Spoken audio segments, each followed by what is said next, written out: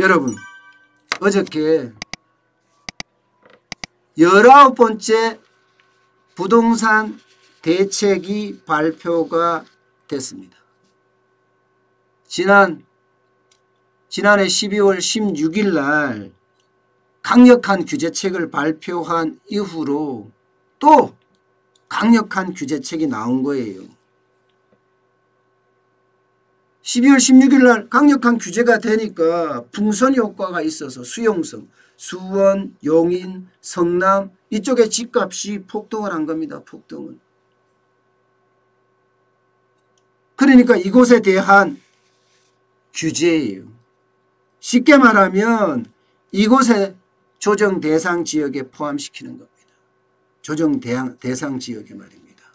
그러면 수원, 영통구, 번성구, 장안구, 안양, 만안구, 의왕시 여기가 다 포함이 됐습니다. 빠진 것도 있죠. 빠진 것도 뭐 수원 팔달구나 광교구나 광교지구요. 그 다음에 용인, 수지, 기흥구 이런 데는 빠졌어요. 또 형평성도 좀 어긋나. 왜? 총선 때문에, 선거 때문에. 여당에서 굉장히 반대했거든요. 여기 규제 때리는 거 말입니다. 그러니까 일부 지역은 규제 때리고 일부 지역은 또 규제를 안 때려서 형평성도 어긋나요. 이게요. 더 큰 문제는 이 부동산 대책이 지금 시행이 되잖아요. 그러면요. 조정 대상 지역 같은 경우는 분양권 전매 원칙적으로 금지됩니다. 이게 첫 번째. 두 번째는요. 1주택 보유자라고 하더라도 주담대 주택담보대출을 받아서 구입할 때는 2년 안에 기존주택을 처분해야 합니다. 세 번째, 주택담보대출 비율 LTV가 60%였거든요. 비규제지역일 때. 규제지역이 되면요. 9억 원 이하 같은 경우는 50%고요. 또 9억 원 초과 같은 경우는 30%로 나눠집니다. 그리고 네 번째, 청약통장 불법 거래라든가 집값 담합이라든가 이런 부분에 대해서 단속도 강화됩니다. 제가 여러분 참 부동산에 대해서는 여러 번 말씀을 드렸어요. 다 필요 없다. 가장 중요한 것은 시장의 원리에 맡겨야 된다. 시장은 기본적으로 수요와 공급의 원리로 작동을 한다. 여기에 두더지 잡기식으로 계속 규제만 때린다? 그러면요. 부동산은 더 왜곡이 일어난다는 얘기예요. 아무리 초강력 규제를 틀어막아 봐요. 시중에 자금이 2천조 가까이 있어요. 유동자금이 2천조 가까이.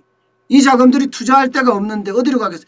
자꾸 부동산으로 몰려가는 겁니다. 그러니까 수용성, 특히 수원의 영통건선지구 같은 경우는요. 지난 12월 16일 이후 그때 강력한 부동산 규제 대책이 있었죠. 그때 7.8%였습니다. 7.8%, 그때보다 7.8% 올랐어요.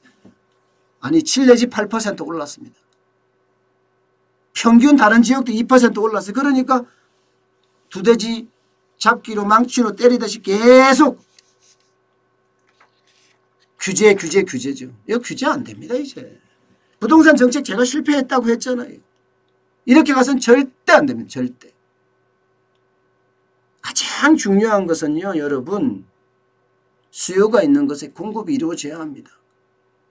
그게 가장 중요한 정책이에요.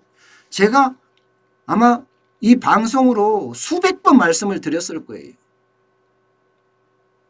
수요가 있는 곳에 주택을 공급을 해야지 되지요. 2중, 3중, 4중, 5중 규제만 된다고 부동산이 잡히겠습니까? 지금이라도 늦지 않았어요. 서울과 수도권의 재개발, 재건축, 사업 속도 낼 수 있게끔 도와줘야 됩니다.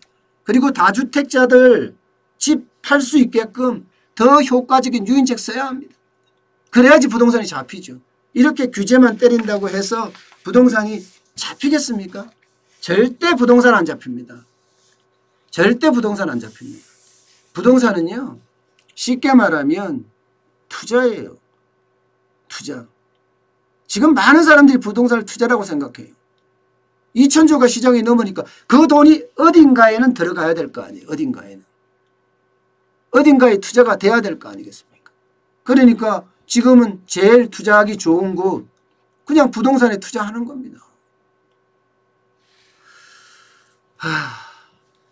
참 시장을 너무 모른다 이런 생각밖에 들지 않습니다.